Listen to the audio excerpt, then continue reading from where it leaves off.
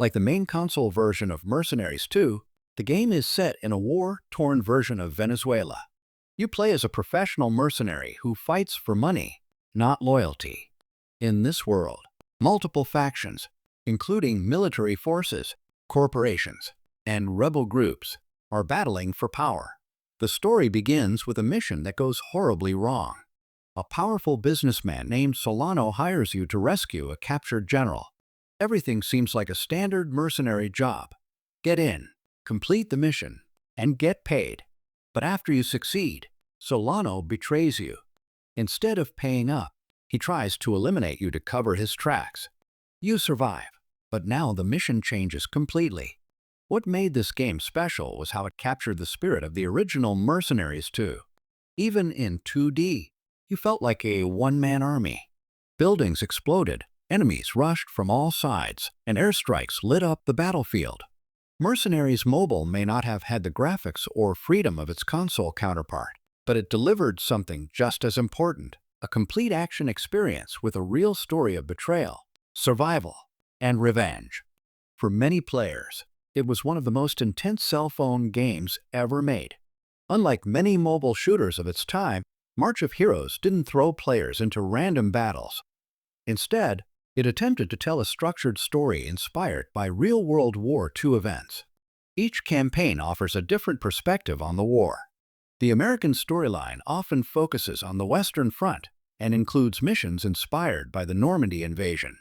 You play as a U.S. soldier fighting through enemy lines and pushing deeper into occupied territory.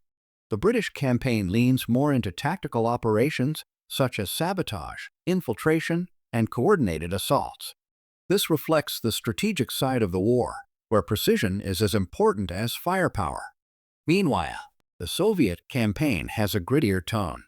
Set on the Eastern Front, it highlights the brutal conditions, overwhelming enemy forces, and sheer determination needed to survive. Even though the characters themselves don't have deeply developed personal backstories, the game's narrative is driven by mission context, radio briefings, and the environments through which you fight. This gives players the feeling of being one soldier among millions in a global conflict. At a time when most Java games were simple 2D experiences, this game innovated with a 3D, third-person shooter perspective. Another ambitious feature was multiplayer. Yes, March of Heroes actually included online multiplayer modes, which was almost unheard of for Java-based mobile games at the time. Players could compete against each other in matches, adding a competitive element to the experience. Although the limitations of early mobile hardware and network speeds made the gameplay less smooth than that of modern games, it was still an impressive achievement. For its time, the game looked surprisingly good. If you enjoyed this deep dive into classic mobile games, don't forget to like, subscribe, and let me know which forgotten game you want to see next.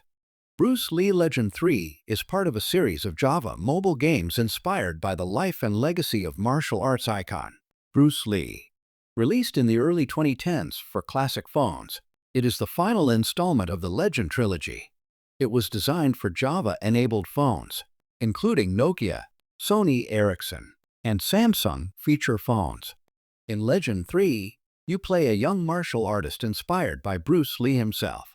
The story follows your journey as you train in martial arts, fight criminal gangs, protect innocent people, and grow stronger with every battle. The game features multiple environments, including dojos and training halls, urban streets, hidden enemy bases, temple-like areas. Each location brings new enemies and challenges, keeping the gameplay fresh. At its core, Bruce Lee Legend 3 is a side-scrolling fighting game similar to classic beat-em-ups. Players fight waves of enemies using punches, kicks, combo attacks, special moves. You can also use iconic martial arts weapons such as nunchaku, sticks, other melee weapons. Compared to bigger titles like Bruce Lee, Return of the Legend, which was a full beat-em-up on Game Boy Advance, Java versions like Legend 3 were more compact, but still delivered intense action. Inspired by ancient Chinese history and martial arts legends, The Legend of Qin. This game was more than just another action title. It immersed players in a rich world of warriors, betrayal, and destiny. all set during one of the most chaotic eras in Chinese history, the Warring States period. The game's story is based on the popular Chinese animated series, The Legend of Qin, which blends real historical events with fantasy and martial arts. At its center, the story takes place during the rise of the Qin Empire, a time filled with war, political intrigue, and legendary heroes. The main protagonist is Jiang Tianming, a seemingly ordinary young boy who carries the legacy of a hero. His journey transforms him from a weak, naive boy into someone capable of changing history itself. Back in the era of Java mobile games, most titles were simple and short. But The Legend of Qin, Episodes 1 and 2 stood out because they tried to do something bigger. It told a continuous story, had memorable characters, also brought a cinematic experience to small screens. The series also introduced many players to the larger world of The Legend of Qin, which would grow into a massive franchise with multiple seasons and hundreds of episodes.